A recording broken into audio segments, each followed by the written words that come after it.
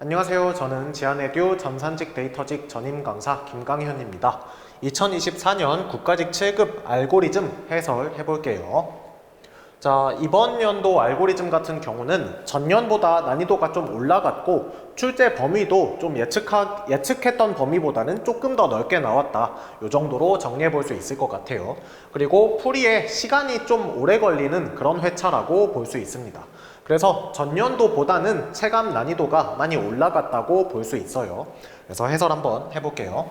1번 문제, 정점이 6개인 무방향 완전 그래프의 간선의 개수. 자, 정점이 6개 있고 무방향이고 완전 그래프라고 했으니까 모든 정점 사이에 간선이 다 있다는 얘기죠. 그래서 5개, 그리고 하나, 둘, 셋, 넷, 4개, 그리고 하나, 둘, 셋, 3개, 그리고 하나, 둘, 2개, 그리고 하나, 즉 15개의 간선이 있어야 된다. 이렇게 계산해 볼 수 있습니다. 그래서 정답은 3번이고 얘는 공식으로 외워둬도 되고 공식을 모른다면 이렇게 그려보면 답을 찾을 수 있는 그런 문제예요. 그래서 문제 이렇게 풀어봤는데 얘는 사실 자료구조 과목에 더 어울리는 문제라고 볼 수가 있어요. 이 그래프라는 자료구조에 대해서 물어보는 거기 때문에 알고리즘에 출제하기에는 조금 너무 자료구조스러운 문제가 아니었나 이런 개인적인 감상이 있었습니다. 다음 2번 문제, Q의 다음 함수를 적용한 결과로 가부터 다까지 들어갈 내용을 바르게 연결해라. 자, 이 문제 같은 경우도 Q의 기본적인 연산에 대해서 묻고 있는데 얘도 사실은 자료구조 과목에 더 어울리는 문제라고 볼 수가 있죠. 그래서 1번, 2번 문제가 시사하는 바가 있습니다. 앞으로는 알고리즘 과목에서 자료구조 과목이랑 구분 없이 자료구조 내용도 다 낼 거야.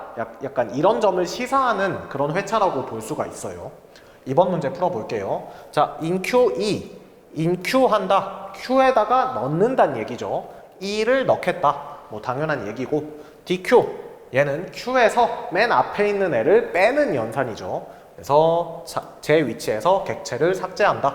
빈 q인 경우에는 뺄 수가 없으니까 에러를 출력하겠대요.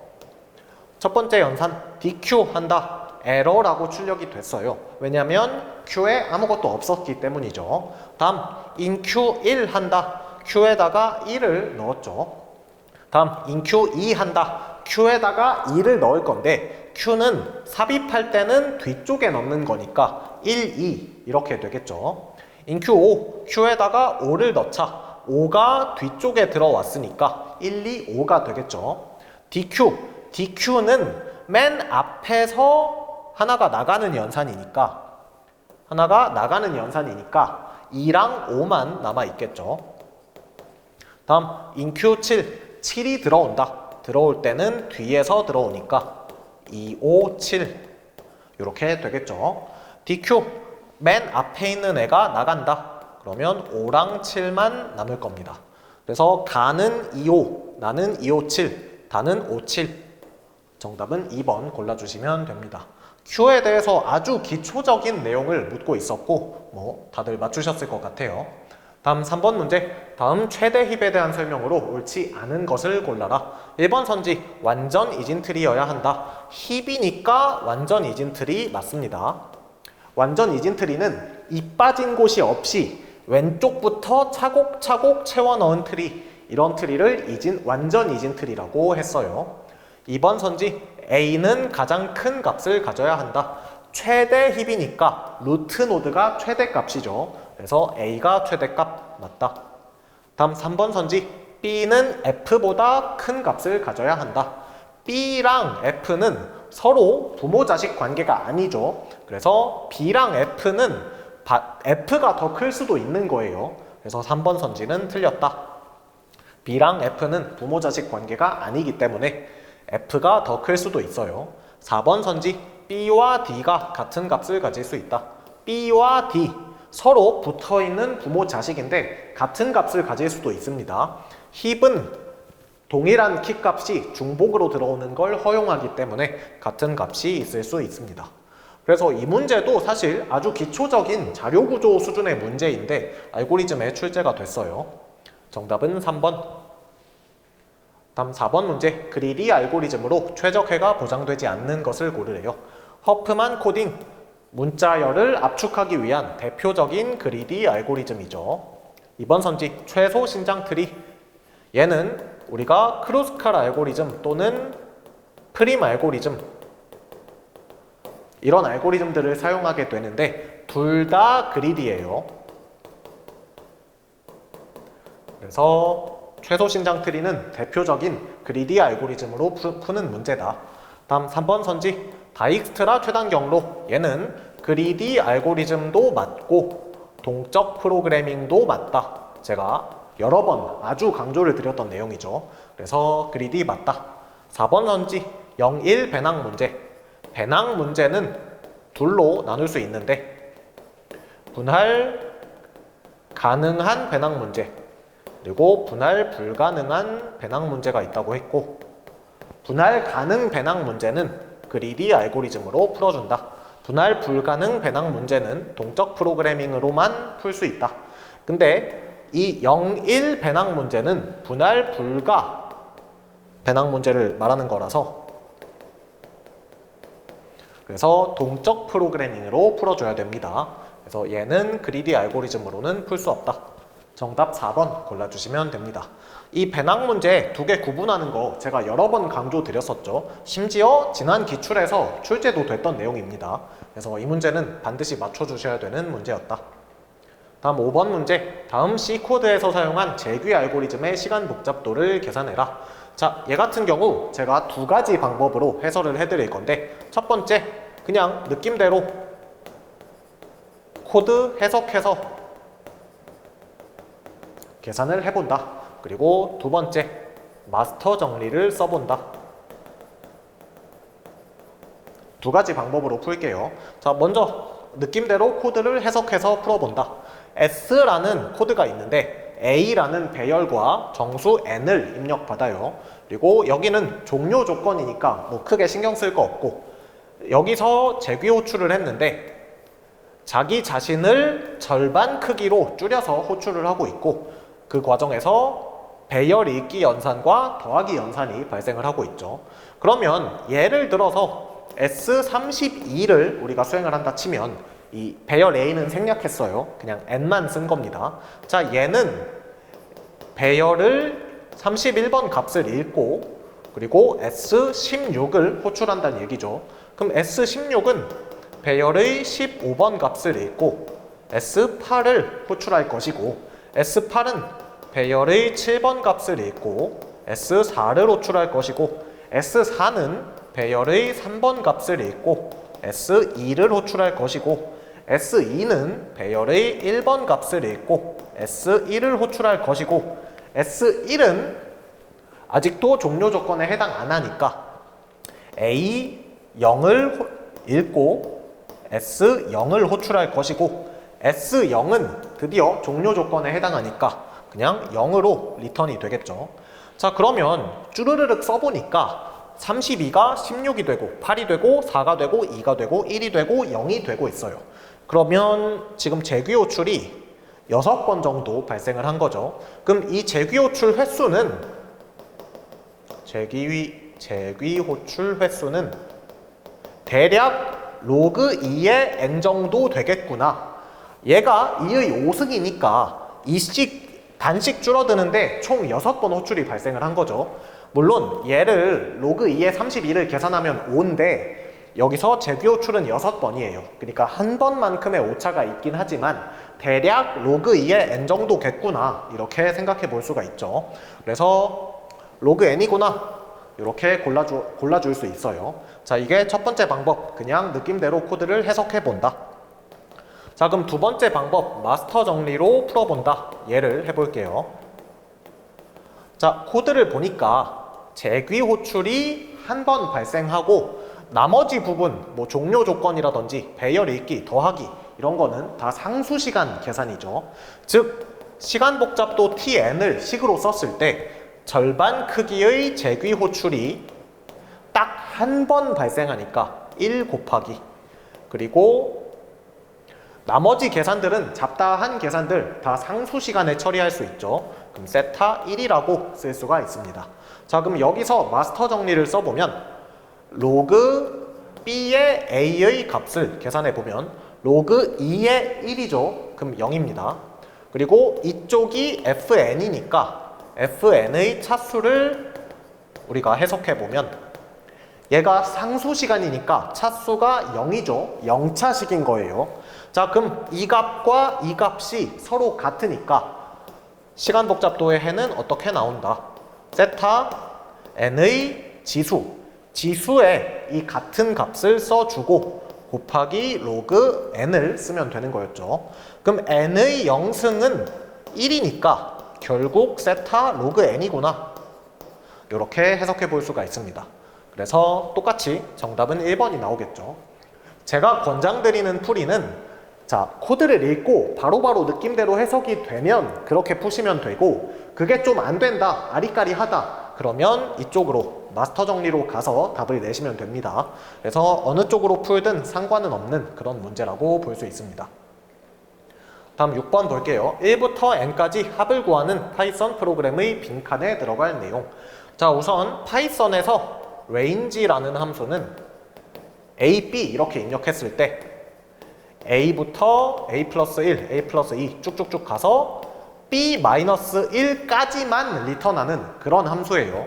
그래서 a 이상 b 미만을 리스트로 리턴해준다, 이렇게 생각해 볼 수 있습니다.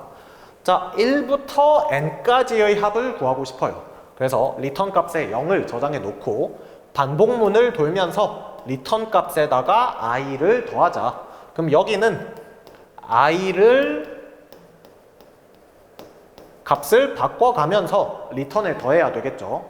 자, 그럼 i는 1부터 n까지 값이 가야 되는 거니까 1로 시작해서 n 플러스 1로 끝나야 i 값이 n까지 가게 되겠죠. 그래서 정답은 4번을 골라주시면 됩니다.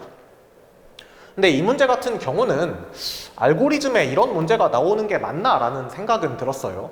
얘는 파이썬이라는 특정 언어의 range라는 특정 함수에 대해서 묻는 문제이기 때문에 사실 예전 그 프로그래밍 언어 이 과목에서 출제될 법한 내용이라고 볼 수 있죠.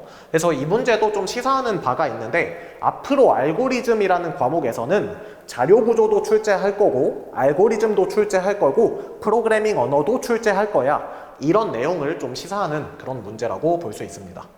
그래서 정답은 4번 골라주면 된다. 다음 7번 문제, 연산이론상 문제 유형에 대한 설명으로 옳지 않은 것 고르래요. 1번 선지, P 문제는 다항 시간에 해결할 수 있는 문제 맞죠? 2번 선지, 우선 그림을 좀 그리고 풀게요. NP라는 문제들이 있다. 그중 일부는 너무 쉬워서 P 문제라고 할 수 있고 NP 하드 문제들이 있는데, 이 둘의 교집합을 우리는 NP 컴플리트라고 한다. 제가 여러 번 강조드렸던 그림입니다. 자, 2번 선지, NP는 비결정론적으로 다항식 시간에 해결할 수 있는 문제들이다. 맞는 말이죠. 제가 이론에서 두 가지 정의를 둘 다 말씀드렸어요. NP는 첫 번째 정의가 비결정론적으로 다항 시간에 해결할 수 있는 문제, 이게 첫 번째 정의예요. 근데 비결정론적이라는 말이 어렵기 때문에 두 번째 정의도 있다고 했습니다. 두 번째 정의는 정답 후보가 하나 주어졌을 때 이게 진짜 정답이 맞는지를 다항 시간에 검증할 수 있으면 된다. 이게 두 번째 정의였어요. 그래서 제가 두 가지 모두 출제될 수 있다고 강조를 드렸었는데, 첫 번째 정의가 이제 출제가 된 겁니다. 비결정론적으로 다항 시간에 해결할 수 있는 문제, 맞는 말이에요. 3번 선지, 어떤 NP 완전 문제에 대해서 다항 시간 해결 알고리즘을 찾아내면 다른 모든 NP 완전 문제도 다항 시간에 풀 수 있다. 자, NP 완전, 얘네는 뭡니까? 다른 그 어떤 NP 문제를 잡더라도 어떤 하나의 NP 완전 문제로 이렇게 다항 시간에 변환할 수 있다고 했죠. 그래서 겉보기에는 달라 보이는 문제들인데 걔네를 본질만 추리고 추려서 압축하면 결국은 어떤 하나의 NP 완전 문제가 되는 거였어요. 여기까지 괜찮죠? 그 얘기는 뭐냐? 우리가 이 NP 완전에 있는 문제 중에 하나라도 다항시간으로 풀게 되면 나머지 모든 NP 문제들도 다 다항시간에 풀 수 있다는 얘기예요. 왜? 다른 문제들도 얘로 환원해서 풀면 되니까. 여기까지 괜찮죠? 그러면 우리가 NP 완전에서 딱 하나만 다항시간에 풀어내면 NP 문제는 다 다항시간으로 풀린다는 얘기입니다. 즉 다른 모든 NP 완전 문제도 다항시간에 풀린다는 얘기죠. 왜냐하면 NP 완전에 있는 얘네들도 결국 NP 문제니까 이렇게 환원할 수가 있다는 얘기예요. 그래서 3번 선지는 맞는 말이다. 자, 이 표현 같은 경우는 NP에 대한 정확한 이해, 진짜 찐으로 내가 이 내용을 이해하고 있어야만 이 문장을 해석할 수 있는 어려운 선지였어요. 그래서 난이도가 있는 선지였다. 다음 4번 선지, NP 완전 문제 중에는 NP에 속하지 않는 문제도 있다. NP 완전, 얘네들이죠. 얘네 중에 NP에 속하지 않는 문제는 없어요. 그래서 틀린 말이다.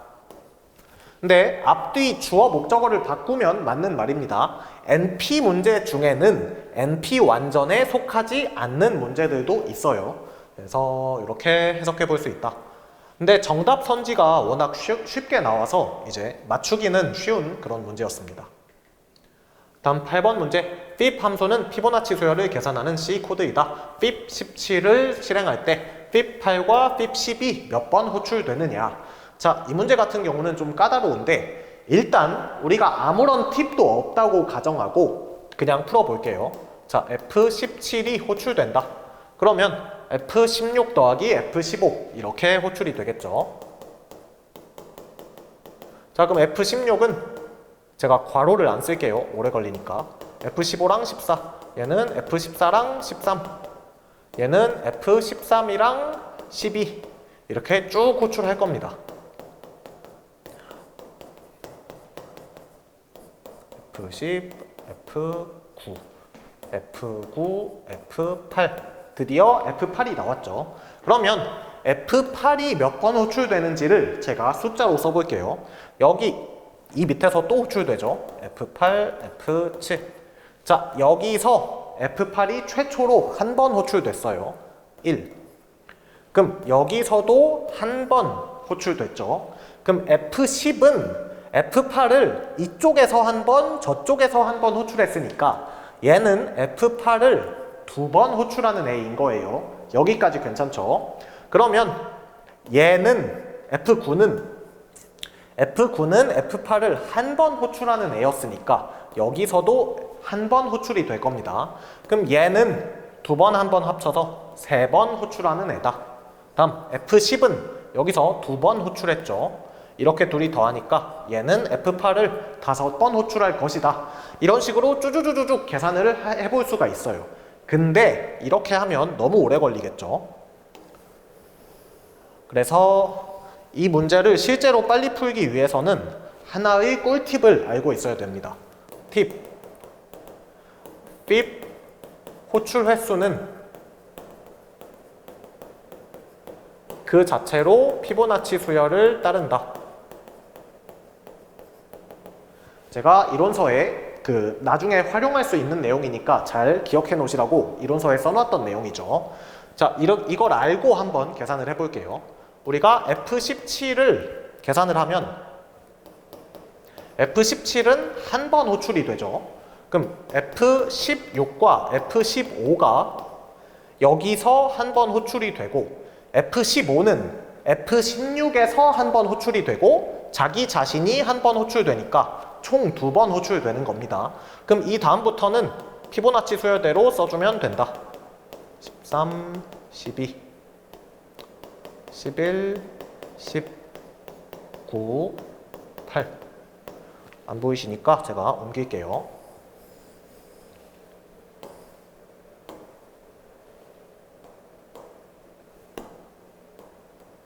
자, 그럼 얘는 둘이 더해서 3번 호출, 얘는 둘이 더해서 5번 호출 이렇게 쭉쭉 채우면 돼요.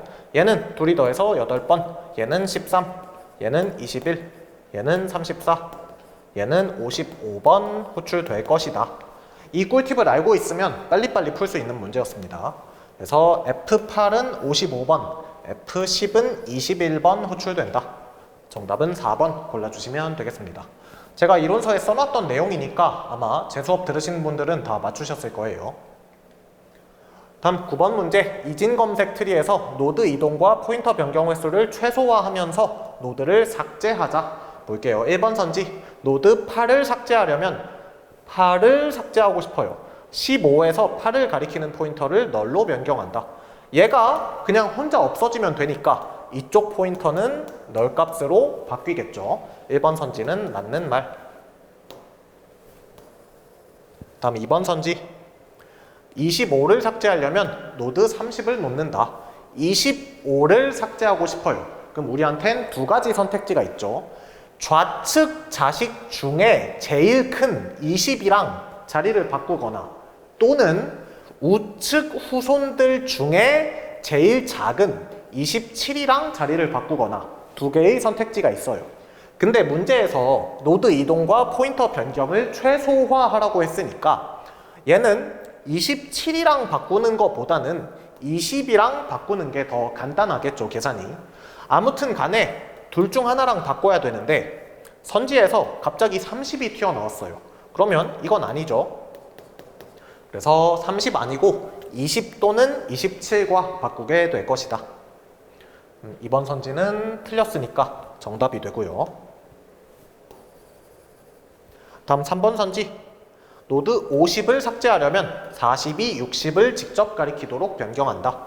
50을 내가 지우고 싶어요. 그럼 두 가지 방법이 있는데 좌측 후손 중 제일 큰 애랑 바꾸던지 또는 우측 후손 중 제일 작은 애랑 바꾸던지. 근데 이 두 가지 중에 더 간단한 케이스가 언제냐?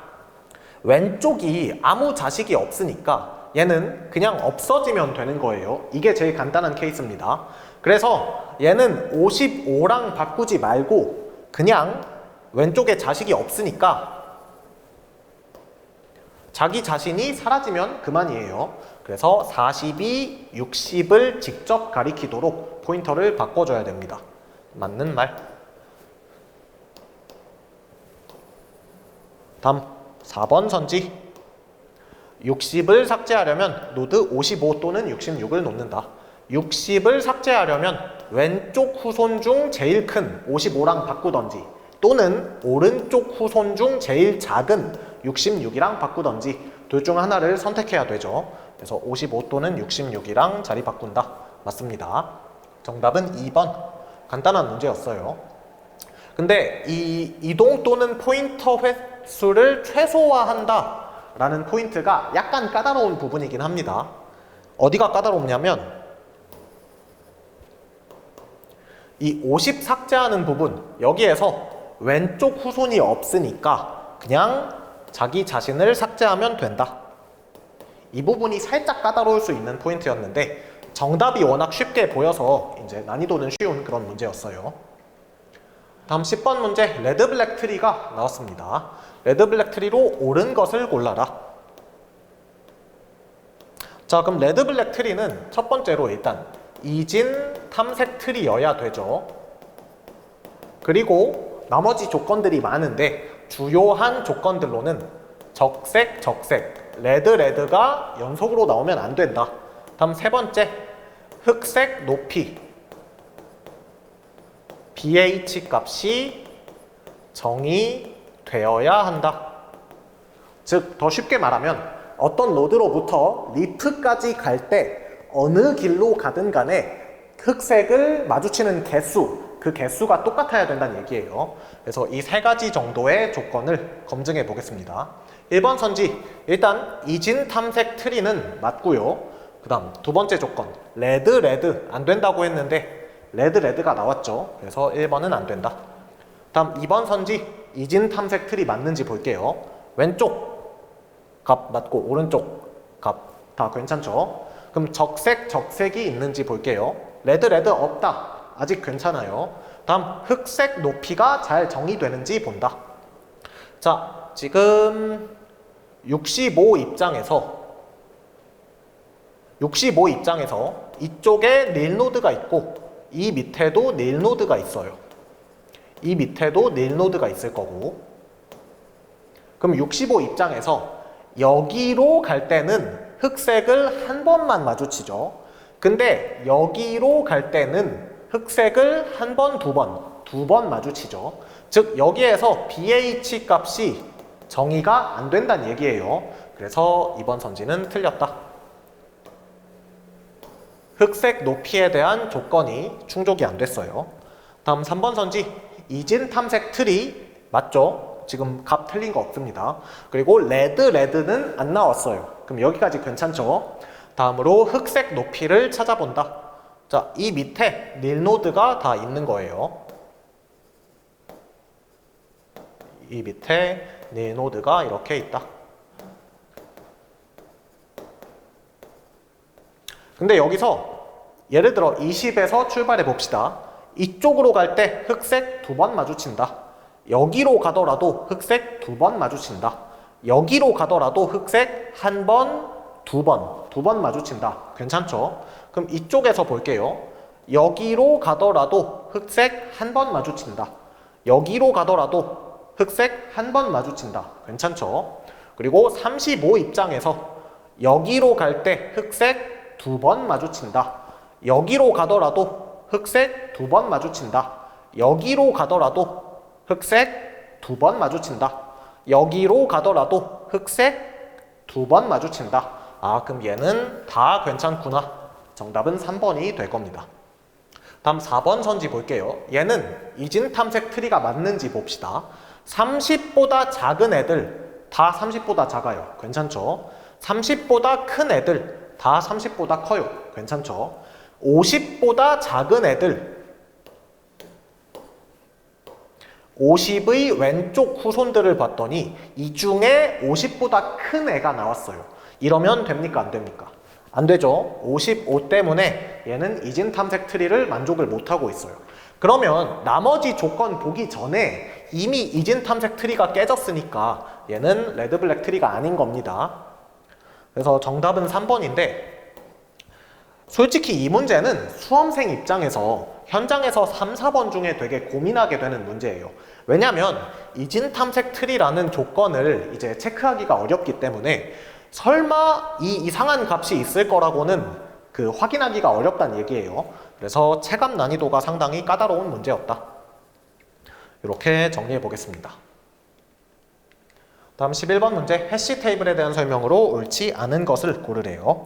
1번 선지 충돌 없으면 상수시간 비고 1에 검색과 저장이 가능하다. 맞죠? 우리가 이게 해싱의 목표였어요. 해싱의 목표. 그래서 우리가 어떤 값이 키값이 있을 때 해시 함수에 넣어가지고 0.1초 만에 계산이 딱 끝나겠죠. 그럼 나온 값으로 그 주소에 찾아가서 그 버킷에다가 값을 저장하게 될 겁니다. 그래서 1번 선지는 맞는 말이다. 다음 2번 선지 키값을 입력으로 받아 해시 테이블의 주소를 리턴하는 해시 함수는 나누기뿐 아니라 곱하기로도 만들 수 있다. 맞죠? 대표적으로 중간 제곱법 이런 방법이 있어요. 우리가 키값을 제곱한 다음에 중간에 있는 숫자 뭐 2개나 3개 이렇게 정해져 있겠죠. 그 숫자를 몇 개 뽑아서 주소로 사용하는 방법입니다. 그래서 곱하기로도 만들 수 있다. 맞는 말. 3번 선지 저장 원소의 총수를 해시 테이블 크기로 나눈 적재율. 자, 여기까지 맞는 말이죠. 내가 버킷이 예를 들어 6개 있는데 값이 2개 저장돼 있어요. 그러면 적재율은 2 나누기 6 해서 뭐 33.3% 이렇게 나오겠죠. 그래서 여기까지 맞는 말이에요. 적재율은 해시 테이블의 성능에 중요한 영향을 미친다. 끝까지 맞는 말입니다. 우리가 보통 60% 전후 이 정도 전후로 적재율을 가져가는 게 성능이 좋다고 알려져 있어요. 그래서 3번 선지는 맞는 말. 다음 4번 선지 충돌을 해결하기 위한 별도의 체이닝과 오픈 주소 방법은 모두 추가 저장 공간을 필요로 하지 않는다.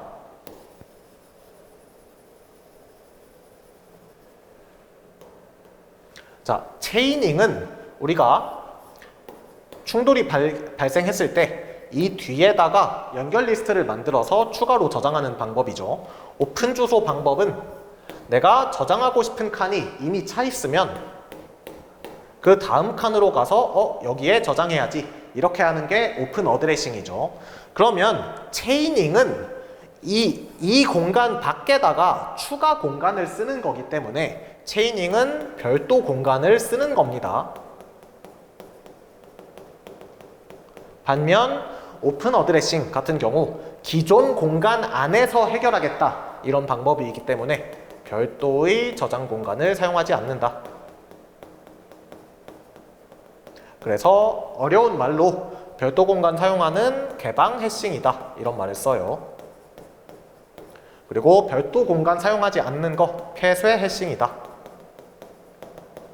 이렇게 표현을 합니다. 사실 이 해싱에 대한 내용은 데이터베이스에서 더 자주 출제됐었는데 이렇게 알고리즘 과목에서도 출제가 됐어요. 근데 수험생들 입장에서는 어차피 데이터베이스 과목에서 다 봤던 내용이니까 어렵지 않게 답을 찾을 수 있었을 겁니다. 정답은 4번. 체이닝은 별도 공간을 사용한다. 다음 12번. 프림 알고리즘을 적용하여 A에서 시작하여 최소 신장 트리를 구할 때 해봅시다. 자, 얘는 코스트가 0이고 나머지는 다 무한대로 설정이 돼 있겠죠. 이 상태에서 시작을 합니다. 자, A부터 방문한다. A에서 연결 비용이 8, 연결 비용이 7이다. 이러고 끝났죠. 그럼 다음 순서, A 다음 순서는 지금 비용이 제일 작은 애가 B니까 B를 방문을 해주겠죠. 그럼 이제 갱신해준다. 이쪽은 연결 비용이 12, 이쪽은 연결 비용이 9다. 괜찮죠? 자, 비용이 제일 작은 D를 방문해준다. 이쪽은 연결 비용이 4, 이쪽은 연결 비용이 10이다. 이렇게 갱신되겠죠. 한번 정리할게요.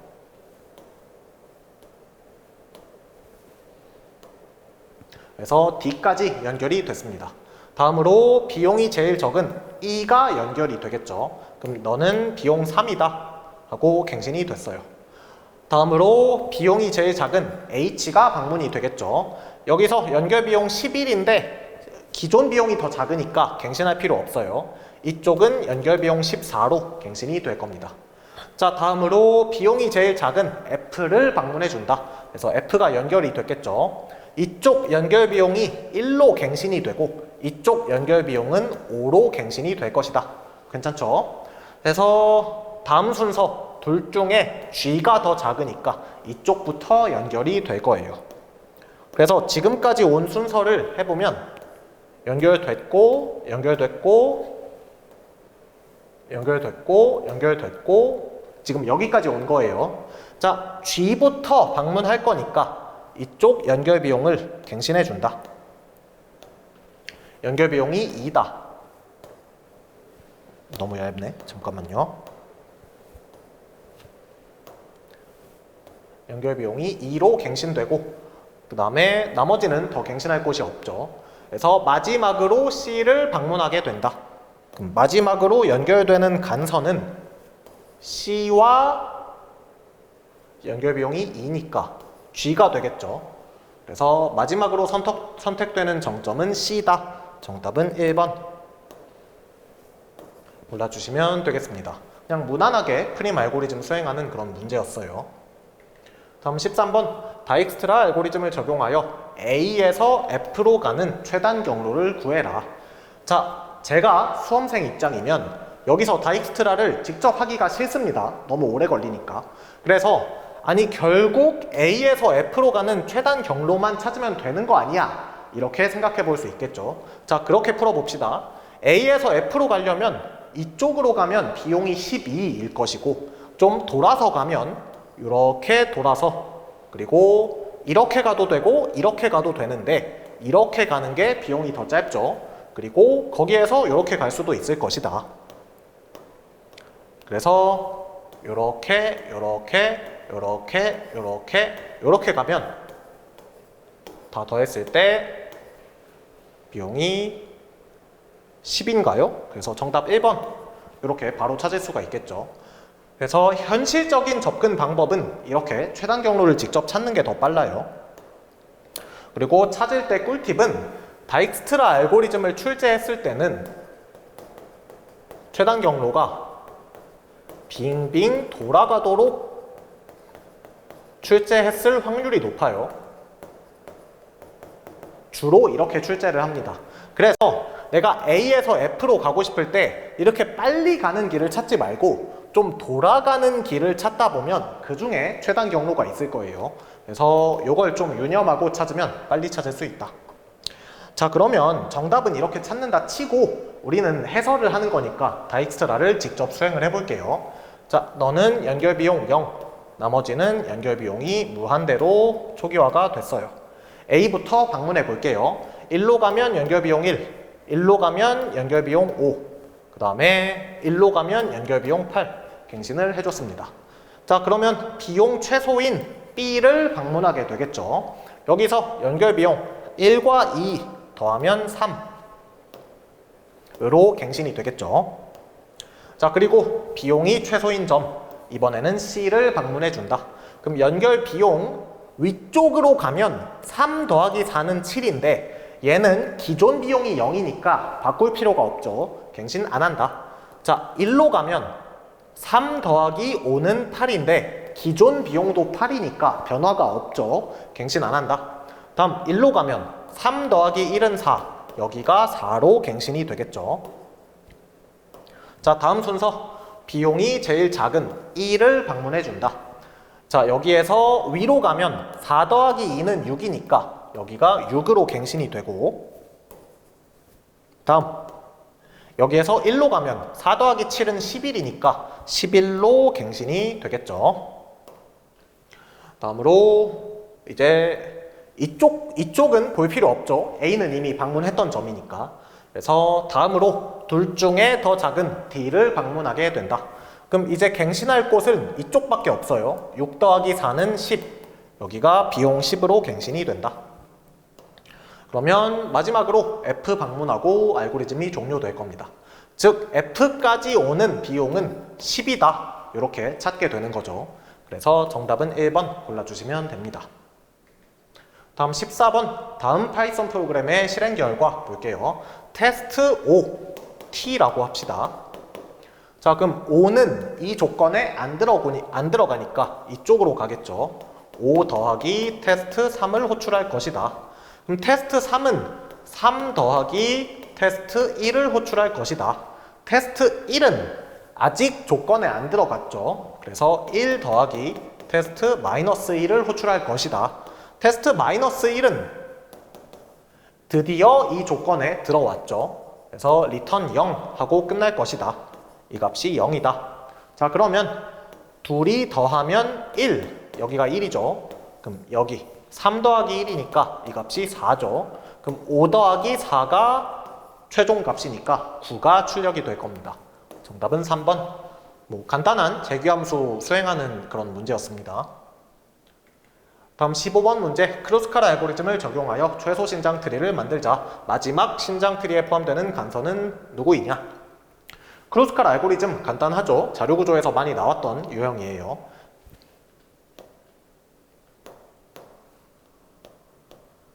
자, 요거 좀 바꾸고 먼저 간선 비용 1짜리 선택한다. 그리고 간선 비용 1짜리 선택한다. 그리고 1은 더 없죠. 다음으로 간선 비용 2짜리 선택한다. 간선 비용 2짜리 선택한다. 간선 비용 2짜리 선택한다. 2는 더 없죠. 끝났어요. 다음 간선 비용 3짜리, 얘네 둘은 이미 연결되어 있기 때문에 얘는 선택하지 않습니다. 다음 비용 3, 여기는 선택한다. 그러면 3은 더 없죠. 다음으로 비용 4, 여기는 둘이 이미 연결되어 있기 때문에 선택하지 않는다. 그럼 4는 더 없죠. 다음 비용 5, 여기는 둘이 이미 연결되어 있기 때문에 선택하지 않는다. 여기도 이미 연결되어 있기 때문에 선택하지 않는다. 5, 여기는 선택하겠죠.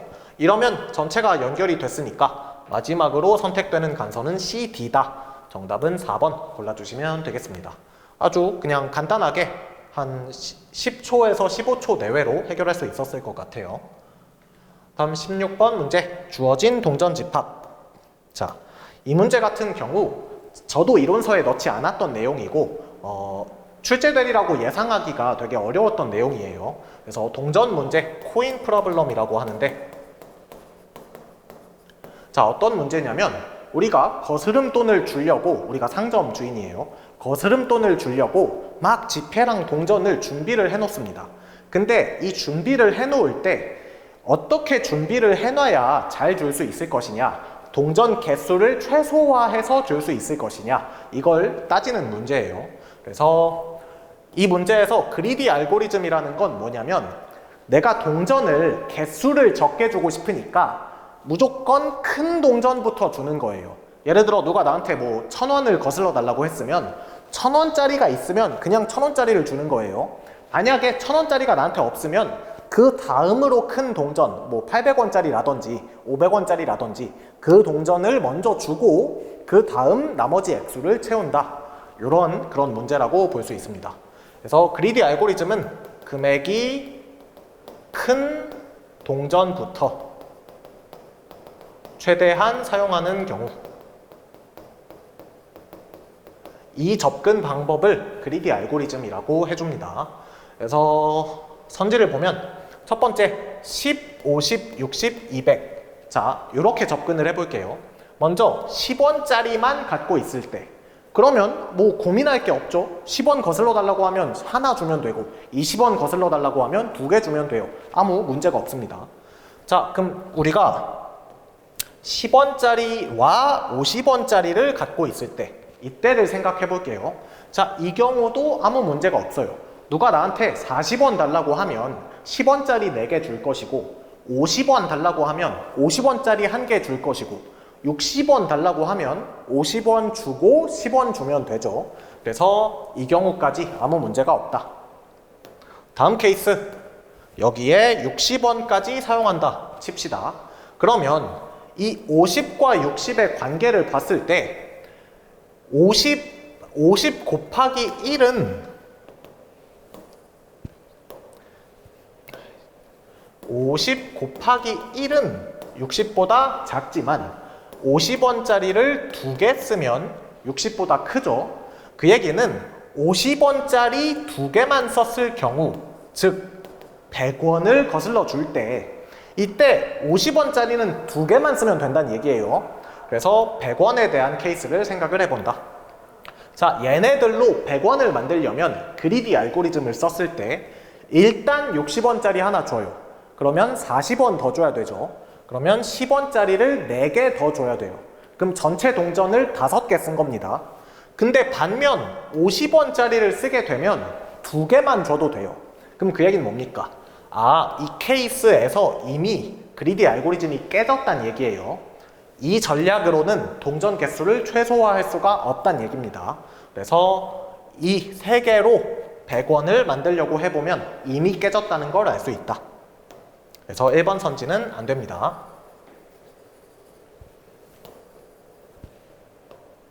그래서 발예는 100원인 경우. 다음 2번 선지, 아까랑 똑같이 하나하나 추가해 볼게요. 자, 10원만 사용하는 경우 아무 문제가 없다.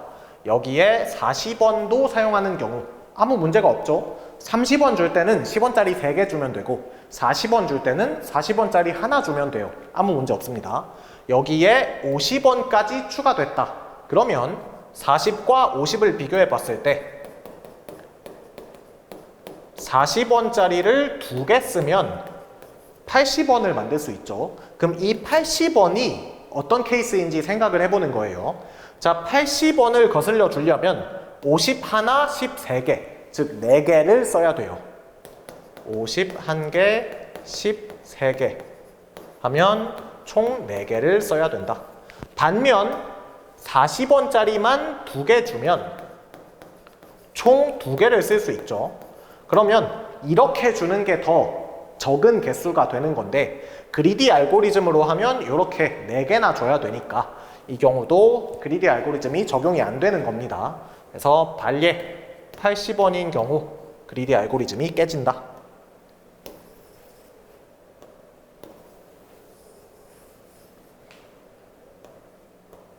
다음 3번 선지 10원짜리만 갖고 있을 때 아무 문제 없다. 10원, 50원을 갖고 있을 때 아무 문제 없다. 10원, 50원, 100원을 갖고 있을 때 여기 잘 보세요. 자, 50은 10의 배수였어요. 그리고 100도 50의 배수예요. 이렇게 배수만으로 이루어진 경우는 배수들. 이 경우에는 그리디 알고리즘이 안 깨집니다.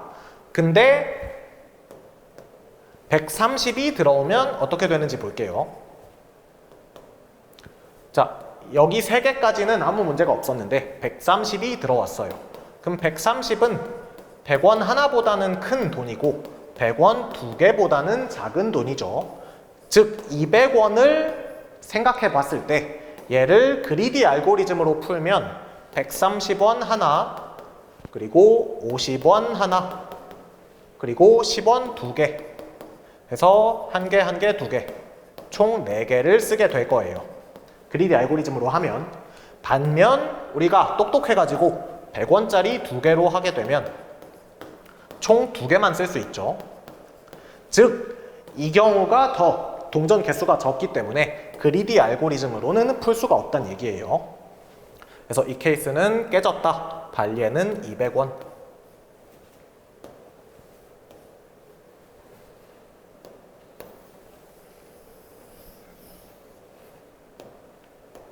다음 4번 선지 볼게요. 10, 50 배수니까 문제 없다. 100이 추가됐어요. 배수니까 문제 없다. 200이 추가됐어요. 배수니까 문제 없다. 즉, 이 케이스는 손님이 나한테 얼마를 달라고 하든 간에 그리디 알고리즘으로 풀 수 있다는 얘기예요. 그래서 얘는 그리디 알고리즘 가능하다. 정답은 4번. 자, 근데 제가 방금 보여드린 이 모든 과정을 현장에서 이 문제를 처음 본 사람이 해내기는 어렵겠죠, 당연히. 어려운 게 아니라 사실 불가능하죠. 그래서 이 문제 같은 경우는 동전 문제 알고 있니? 라고 이제 알고 있는 사람만 맞추라는 그런 문제였습니다. 그래서 결론은 그리디로 해결 가능하려면 동전 금액이 배수 관계로 이루어져야 한다. 이걸 알고 있느냐? 이걸 묻는 문제였습니다. 그래서 이걸 알고 있는 사람은 배수 아니네? 배수 아니네? 배수 아니네? 배수 맞네? 4번. 이렇게 1초 만에 풀라고 낸 문제입니다. 그래서 좀 출제되리라고 예상하기 어려웠다. 다음 17번 문제 볼게요. 허프만 트리를 이용하여 인코딩한 데이터의 코드를 문자열로 디코딩해라. 허프만인데 인코딩이 아니라 디코딩을 하래요. 왼쪽 자식은 0, 오른쪽 자식은 1을 부여한다. 그럼 왼쪽 0, 오른쪽 1, 왼쪽 0, 오른쪽 1 이렇게 줬다는 얘기죠. 자, 0은 여기에 없어요. A가 00이고 B가 01이고 C는 100이고 D는 101이고 E는 11이니까 0은 여기 알파벳 중에 없죠. 여기까지 괜찮죠? 00, 00은 알파벳 중에 있어요. 그럼 등장하는 순간 바로 A로 디코딩을 해주면 된다. 자, 여기에는 좀 어려운 개념이 들어가 있는데 허프만 코딩은 프리픽스 코드, 다른 말로는 프리픽스 프리 코드라고 해요. 즉, 한 단어가 다른 단어의 접두어가 되지 않는 코드예요.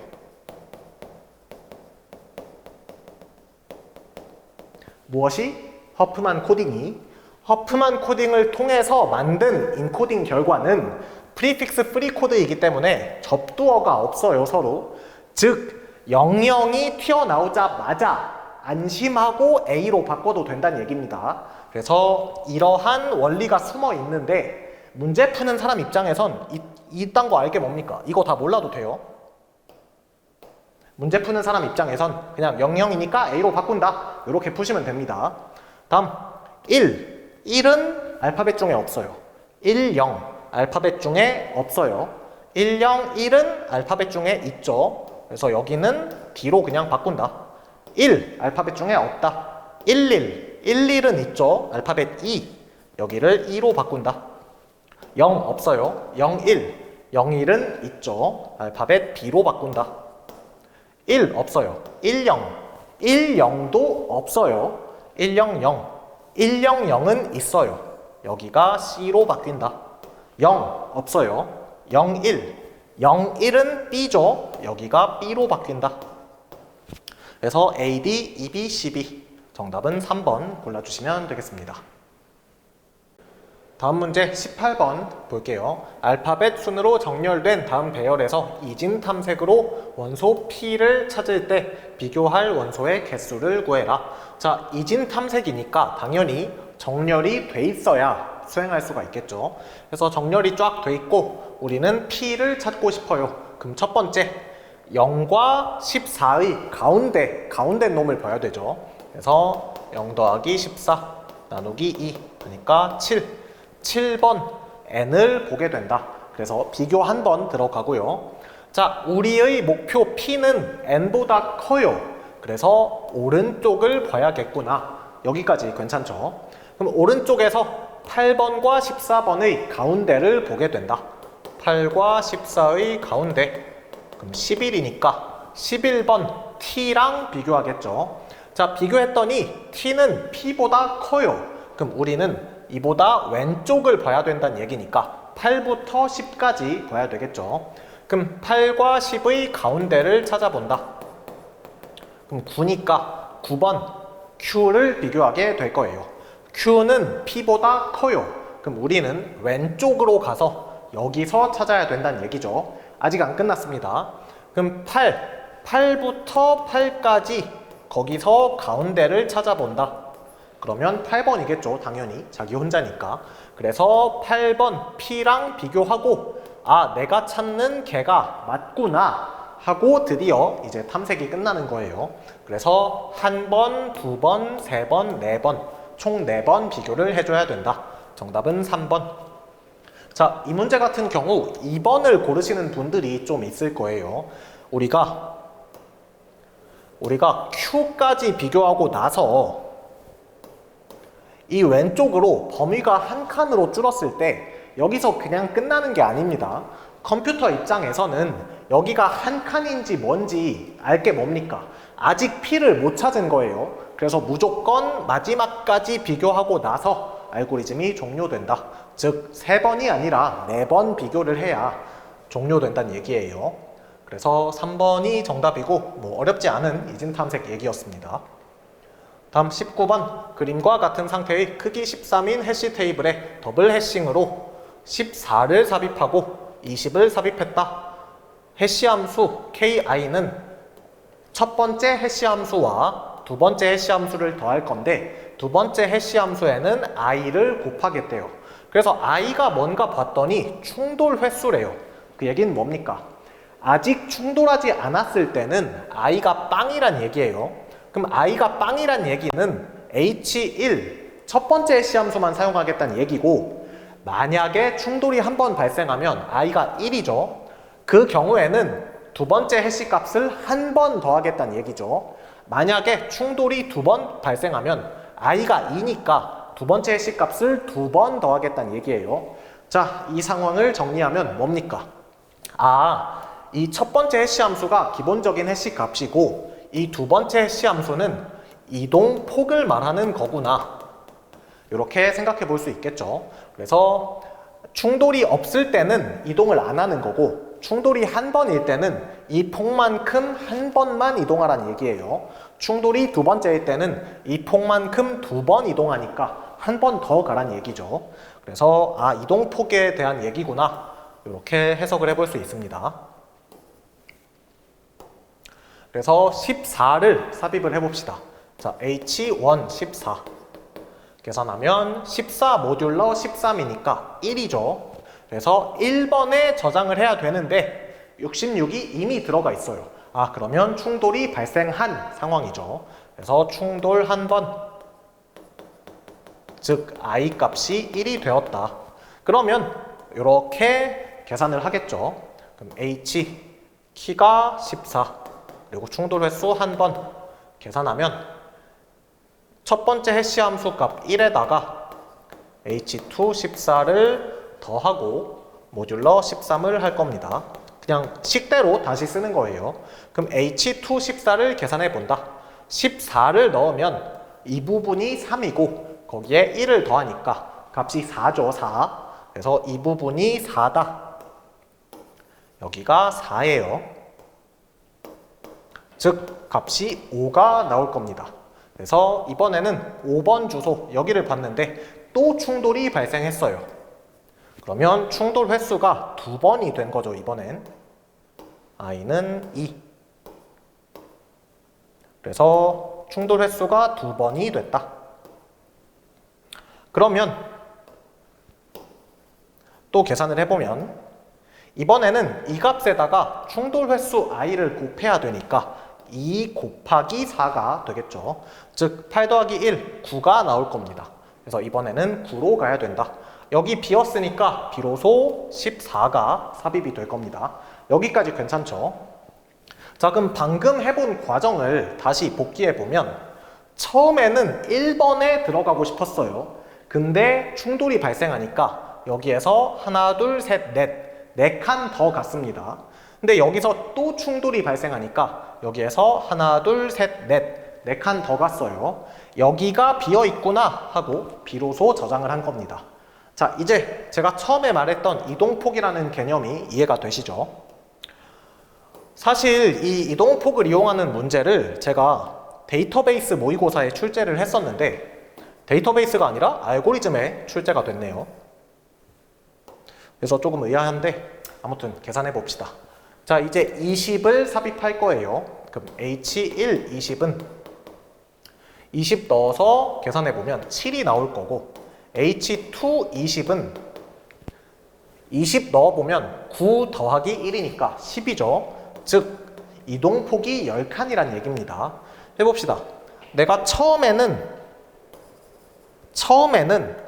해시값이 7이니까 7번에 넣고 싶어. 근데 충돌했어요.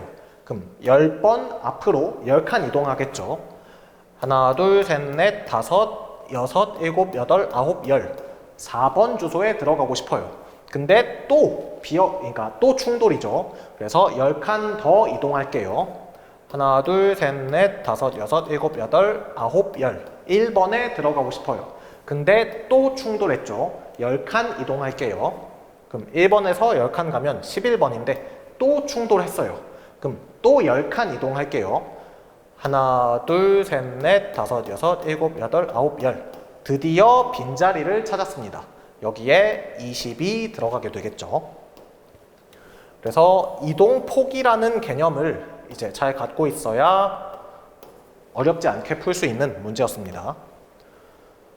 물어본 게 20의 저장 주소니까 정답은 8, 2번이 되겠죠. 그래서 이 이동폭을 잘 유념하고 풀어야 되는 문제였어요. 다음 20번 문제, AVR 트리에 대해 4, 5, 6을 차례대로 삽입해라. 해봅시다. 자, 4가 들어와요. 8보다 작다, 2보다 크다, 7보다 작다. 여기에 들어오겠죠. 자, 성질이 깨졌는지 봅시다. 여기 괜찮다, 여기 괜찮다. 얘도 아직 괜찮아요. 왼쪽이랑 오른쪽 높이 차가 1밖에 안 되니까 여기도 괜찮아요.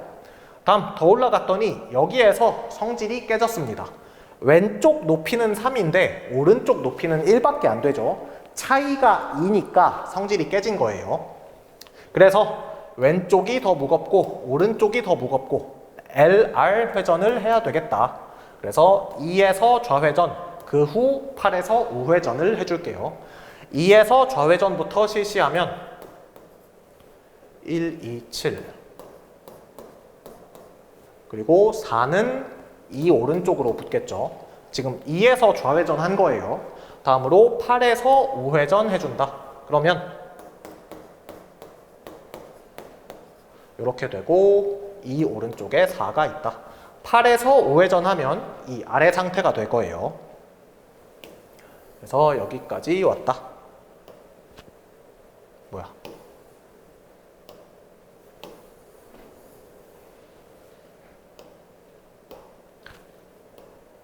자, 다음 이어서 해볼게요. 이제 5를 삽입합시다. 5는 7보다 작다, 2보다 크다, 4보다 크다. 여기에 삽입이 되겠죠. 여기 괜찮아요. 위쪽, 여기 괜찮아요. 위쪽, 얘도 아직 괜찮아요. 좌우 높이 차가 1이니까 얘는 괜찮아요. 다음 7, 얘도 괜찮아요. 왼쪽 높이 3, 오른쪽 높이 2니까 아무 문제가 없습니다. 그래서 여기 좀 다시 쓸게요. 아무 문제가 없다. 다음 6을 삽입합시다. 6은 7보다 작고 2보다 크고 4보다 크고 5보다 크다. 여기 들어오겠죠. 6 괜찮다, 5 괜찮다, 4 안 괜찮아요.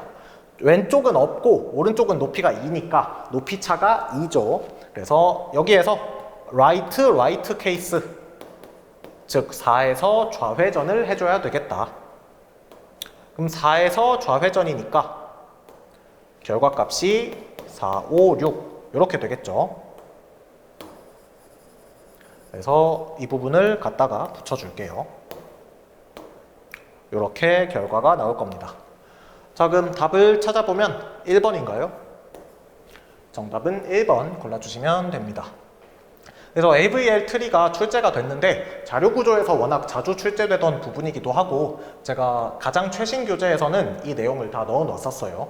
그래서 아마 정답률이 낮지는 않을 것 같고 무난한 문제였다.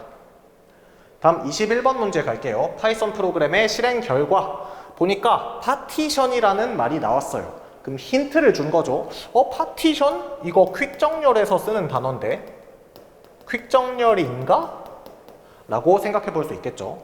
그래서 코드를 보니까 i가 마이너스 1부터 시작해요. 그러면 퀵정렬 맞나 보다 라고 생각해 볼 수 있겠죠. 그리고 코드 쭉 읽어보면 만약에 어떤 원소가 마지막 원소보다 작거나 같으면 어쩌고 저쩌고를 해라. 근데 i를 하나 다음 칸으로 증가시키고 이 부분 코드는 무슨 뜻입니까? 얘가 일로 가고 얘가 일로 가고 얘가 일로 가는 거. 스왑 연산이죠. 그래서 이 부분은 AI와 AJ를 교환하는, 즉 스왑하는 연산이구나 생각해 볼 수 있어요. 자, 그럼 결론은 i는 마이너스 1부터 가고 어떤 값이 마지막 값보다 작거나 같을 때 i를 다음 칸으로 옮기고 자리를 바꾼다. 파티션 함수 맞네. 내가 생각했던 퀵정렬 맞네 라고 생각하면 돼요. 뭐야 이거? 퀵정렬 맞네 라고 생각하면 됩니다. 그래서 수행을 해볼게요. 29, 88, 60, 26, 40, 74, 43, 22, 61, 40. 근데 이 문제 같은 경우는 사실 코드에 오류가 있는데 정답에는 영향이 없어요. 이 부분이 J가 지금 얘가 피봇이고 J는 얘부터 얘까지 빠짐없이 다 비교해야 되죠. 그러려면 레인지에 이 부분이 n-1이 들어가야 맞습니다. 근데 문제에서 n-2로 나왔는데 다행히 정답에는 영향이 없었어요. 자, 코드 수행해 볼게요.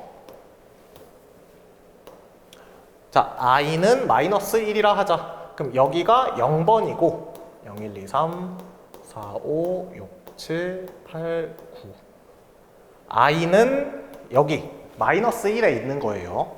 n은 len a, 이 리스트의 길이를 리턴하는 함수예요. 원소가 10개니까 len 값이 10이죠. 즉 n은 10이 저장이 됐습니다. 그래서 j를 0부터 8까지 레인지를 돌라고 했는데 이 부분이 사실 문제 오류예요. 여기가 n-1로 9가 들어가야 맞습니다. 아무튼 j는 0부터 8까지 쭉 순서대로 돌면 됩니다. 그래서 j는 0에서부터 시작을 할 것이다. 다음 aj가 an-1 이하인지 보래요. n-1은 9니까 a9, 즉 마지막 원소를 말하는 거죠. 즉 피봇 값인 40을 말하는 거예요. 그래서 aj가 40보다 작거나 같으면 이 부분이 40인 거죠. 40보다 작거나 같으면 이 코드를 수행하래요. aj 29, 40보다 작죠. 그럼 조건이 참이니까 i를 다음 칸으로 옮기고 여기는 뭐였습니까? ai와 aj를 스왑하는 연산이었죠. 그래서 ai와 aj를 스왑한다. 그럼 29랑 29랑 바꾸니까 아무런 변화가 없겠죠. 자, 다음 j를 다음 칸으로 옮긴다. j를 다음 칸으로 옮겼어요. 그러면 또 비교해본다. aj가 40 이하인지 봤어요. 근데 40 이하가 아니죠. 그러면 아무것도 안 하고 다음 칸으로 j를 넘긴다. 60, 40 이하가 아니죠. 아무것도 안 하고 다음 칸으로 넘긴다. 26은 40 이하예요. 그럼 여기로 들어오겠죠. i를 다음 칸으로 옮기고 ai와 aj를 교환해라. 그럼 88과 26을 교환하란 얘기죠. 26, 88 이렇게 교환한다. 다음 j를 다음 칸으로 옮겼어요. 얘는 40보다 작거나 같은 거 맞죠? 조건이 참입니다. 그래서 i를 다음 칸으로 옮기고 얘랑 교환한다. 그러면 40, 60이 되겠죠. 다음 j를 다음 칸으로 옮긴다. 74는 40보다 작지 않으니까 조건이 거짓. 다음 칸으로 옮긴다. 43은 조건이 거짓. 다음 칸으로 옮긴다. 22는 조건이 참이죠. 그래서 i를 다음 칸으로 옮기고 둘이 교환한다. 그럼 22랑 88을 교환해 줍니다. 22, 88. 자, 그리고 여기서 j가 원래 다음 칸으로 이렇게 가야 돼요. 가야 되는데 뭐야?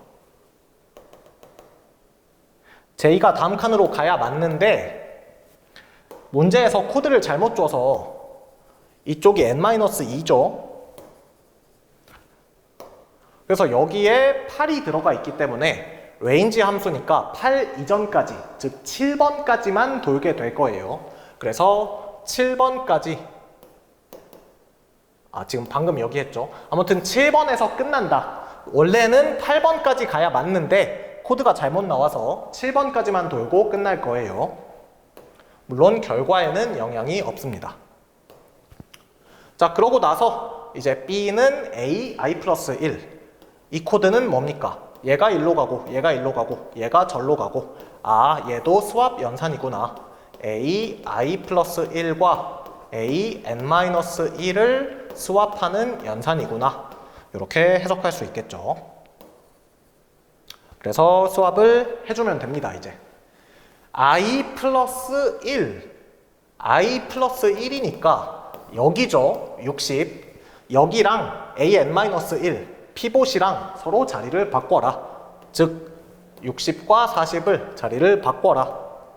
40, 60 이렇게 하고 나면 이 피봇 값을 기준으로 왼쪽은 작거나 같은 애들, 오른쪽은 큰 애들 이렇게 분리가 된 겁니다.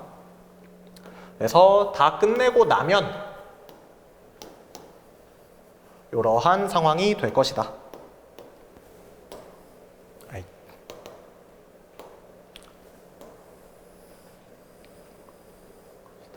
이게 정답이 된다는 얘기예요. 그럼 정답이 29, 26, 40, 22, 40, 74, 43, 88, 61, 60 정답은 4번 골라주면 됩니다. 그래서 코드가 하나가 잘못 나오긴 했지만 정답은 이제 영향이 없는 그런 문제였어요. 퀵소트의 파티셔닝을 물어보고 있습니다. 22번 문제 갈게요. 점근적 표기의 정의로 옳지 않은 것 1번 선지 빅 OGN은 FN들인데 모든 n0 이상의 n에 대하여 fn이 cgn 이하가 되도록 하는 양의상수 c와 n0가 존재하는 맞죠? 그래서 gn이 fn의 상한선 역할을 하게 된다. 다음 빅 오메가 gn 얘는 fn들인데 n0 이상의 모든 n에 대하여 fn이 cgn 이상이 되도록 하는 양의상수 c와 n0가 존재한다. 맞죠? 그래서 얘는 gn이 fn의 하한선 역할을 할 수 있다. 다음 3번 선지 빅 세타 gn 얘는 fn과 gn이 동급인 상황을 뜻하는 거죠. 그래서 fn인데 n이 충분히 클 때 g분의 f가 0이다. 자, 0이 되면 동급이 아니란 얘기니까 0이 아니라 1이라고 해줘야 맞겠죠. fn과 gn은 동급인 함수이다. 다음 4번 선지 리틀 오메가. 리틀 오메가는 점근적으로 여유 있는 하한선, 즉 동급이 아니고 gn이 한참 작아야 된다는 얘기였어요. 그래서 n이 클 때 g분의 f, 얘가 더 작은 n이니까 위쪽이 더 크니까 무한대가 나오는 게 맞겠죠. 그래서 얘는 gn은 여유 있는 하한선 이라는 뜻이었어요. 그래서 옳지 않은 것이니까 정답은 3번 골라주면 됩니다. 자, 이 문제 같은 경우 이 문장으로 써진 거는 이미 출제가 됐었고 이 극한으로 써진 거는 처음으로 출제가 됐어요. 그래서 조금 당황할 수 있지만 이 동급이라는 의미를 해석해 보면 아, 여기가 0이 아니라 1이어야겠구나 라고 추측할 수 있어서 뭐 정답을 찾는 건 어렵지 않은 그런 문제였습니다. 그래서 정답은 3번 골라주시면 됩니다. 다음 23번 배열 A를 오름차순으로 정렬하기 위해 5, 3, 1의 간격을 사용하여 쉘 정렬을 수행했다. 자, 쉘 정렬이 아주 막 메인 토픽 같은 내용은 아닌데 한번 출제가 됐어요. 좀 어느 정도 지역적인 내용으로 변별력을 의도하신 것 같습니다. 자료 구조에서는 그동안 가끔씩 출제되던 내용인데 알고리즘에서 이번에 최초로 출제가 됐습니다. 간격 3에 대한 처리까지 수행한 뒤 배열 A의 상태를 골라라. 해봅시다. 9, 18, 26, 21, 4, 17, 13, 26, 24, 8. 그래서 0번, 1번, 2번, 3번, 4번, 5번, 6번, 7번, 8번, 9번, 10번 이렇게 있고요. 먼저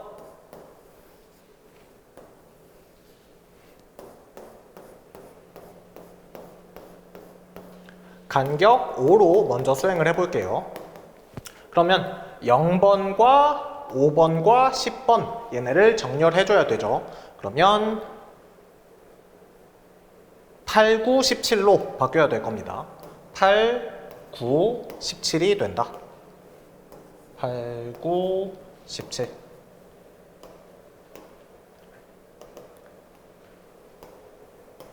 다음으로 이제 1번과 6번 정렬해줘야 되죠. 그러면 13, 18로 바뀔 것이다.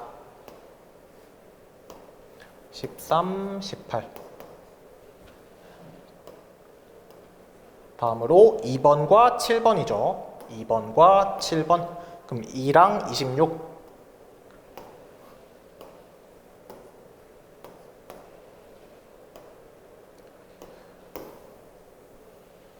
자, 다음으로 3번과 8번이죠.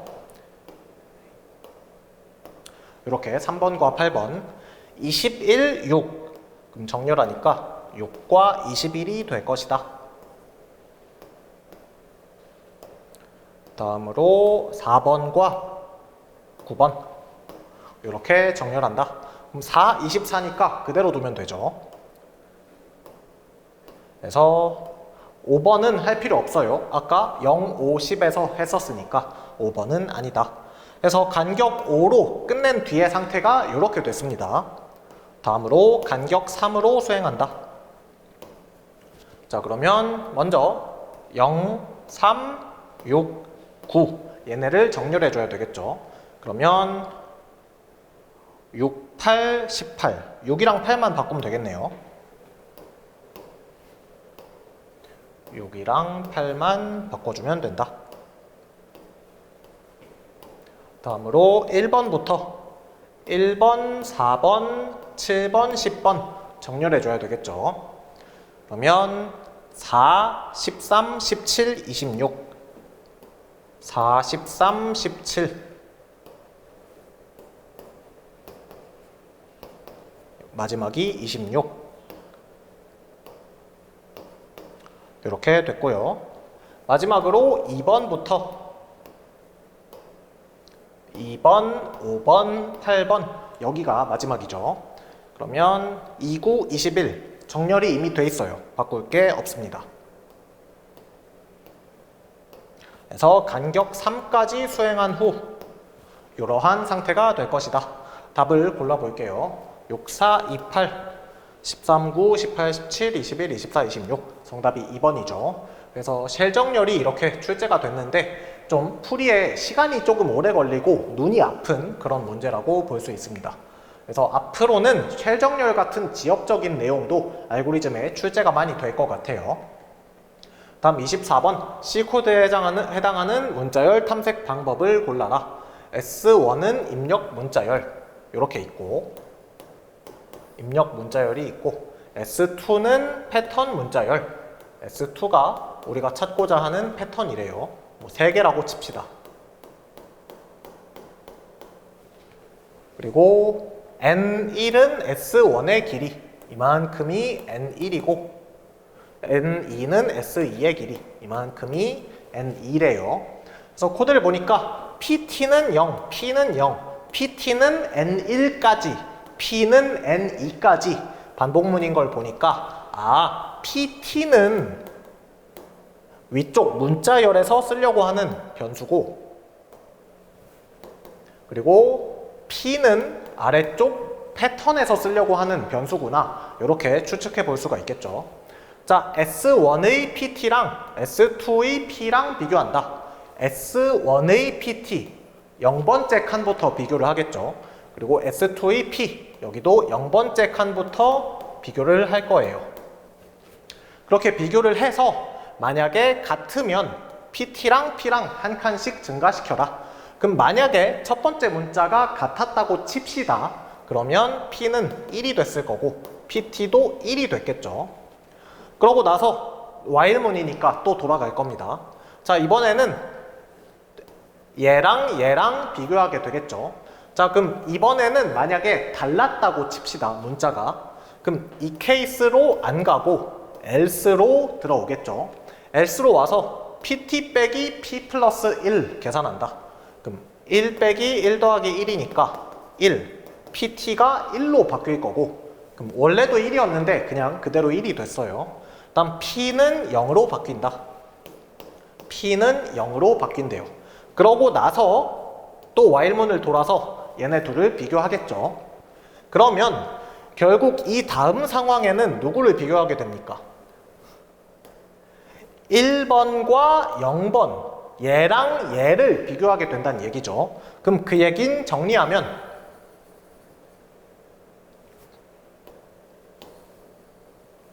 지금 얘랑 얘를 비교하려면 패턴을 옆으로 한 칸 밀어서 이렇게 비교하겠다는 얘기예요. 그 얘기는 뭡니까? 실패하면 다음 칸으로 한 칸 가서 거기부터 다시 비교하겠다는 얘기구나. 즉 브루트 포스 방식이다. 아무런 전략 없이 계속 비교를 하는 거예요. 그래서 1번이구나 하고 맞출 수가 있었습니다. 자, 이 케이스 같은 경우는 진짜 코드를 읽고 머릿속에서 시뮬레이션을 해봐야 알 수 있는 내용이어서 좀 어려웠어요. 그래서 이 문제가 시사하는 바는 앞으로 문자열 알고리즘에 대해서 코드까지 낼 수 있어 이렇게 좀 선전포고를 하는 그런 느낌의 문제라고 보시면 됩니다. 마지막 25번 볼게요. 자, 이 문제도 마찬가지로 문자열 알고리즘에서 코드까지 출제하겠다 그런 내용 선전포고하는 그런 문제라고 볼 수 있습니다. 자, 크누스 모리스 프렛 알고리즘 이거 뭡니까? 패턴에서 접두어 관계가 있는지 분석하겠다. 분석한 결과를 실패 함수로 만들어 놓겠다. 이 실패 함수를 이용해서 문자열 탐색을 스마트하게 하겠다. 이게 크누스 모리스 프렛 알고리즘이죠. 그래서 전처리 과정을 구현을 했대요. 그럼 전처리 과정이 패턴을 가지고 실패 함수를 만드는 과정이죠. 이걸 전처리 과정이라고 하는 겁니다. 그래서 이 과정을 거치면 이 패턴에 대해서 실패 함수가 이렇게 계산이 된대요. 자, 그러면 우리는 크누스 모리스 프렛의 알고리즘의 컨셉을 알고 있으니까 이 코드를 직접 수행할 필요가 없어요. 어떻게 하면 되느냐? A구나. 근데 여기 마이너스 1이네. 그럼 여기부터 시작이 아니라 함수는 여기부터 여기까지구나. 이게 첫 번째 포인트. 그 다음 A는 첫 번째 시작이니까 함수값이 0이겠구나. 이렇게 쭉쭉 가면 되는 거예요. B는 접두어가 아니니까 0이겠구나. C도 접두어가 아니니까 0이겠구나. B도 접두어가 아니니까 0이겠구나. A는 접두어가 맞죠?